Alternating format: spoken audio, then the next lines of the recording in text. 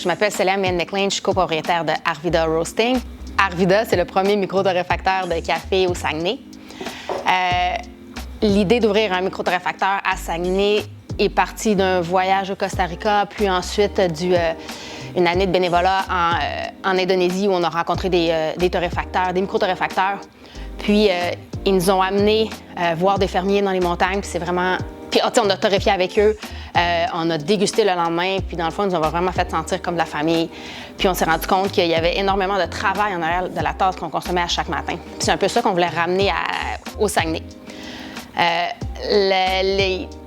Le café de spécialité, en fait, c'est quand même un marché qui est assez développé à Québec et à Montréal. Par contre, à Saguenay, c'est encore assez nouveau.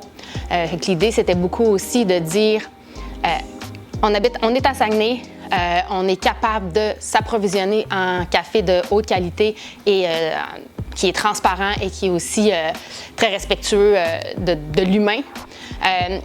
On est capable de s'approvisionner localement. Donc, on n'est pas nécessairement toujours obligé de faire des commandes en ligne à Québec ou à Montréal, mais en réalité, on est capable d'avoir du très bon café ici à Saguenay. Le café de spécialité, c'est un café de haute qualité, mais plus encore, c'est un café qui est traçable de la ferme à la tasse. Et aussi, qu'est-ce qui différencie énormément le café de spécialité du café de commodité? C'est toute l'attention que chaque acteur de la chaîne de valeur va vraiment porter à l'atteinte d'une haute qualité. Mais c'est sûr que le rêve, ce serait d'être 100% à l'origine, en fait, de faire toujours des achats directs.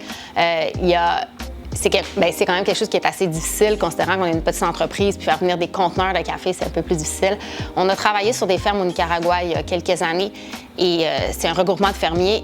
Et depuis ce temps-là, à chaque année, on s'assure d'avoir au moins un café qui provient de ces fermiers-là, de ce regroupement de fermiers-là. En plus de faire la torréfaction, en fait, de produire, de transformer le café, on offre des formations aussi aux particuliers, en groupe ou encore individuelles, là, tout dépend. Donc, des formations Espresso 101, c'est vraiment la base de l'espresso, comment faire un bon espresso. Après ça, on ne dit pas qu'on a la science infuse, après ça, c'est une histoire de goût, mais au moins connaître vraiment les recettes de base pour extraire un espresso à son meilleur. J'ai pas de produit préféré. C'est sûr que j'ai quand même un penchant pour les origines uniques, plus légères un peu, où on voit vraiment où le fruit et les fleurs sont plus un peu mis en valeur. Et aussi des produits avec quand même beaucoup d'acidité. Puis l'acidité dans le café, c'est quelque chose qui est très normal.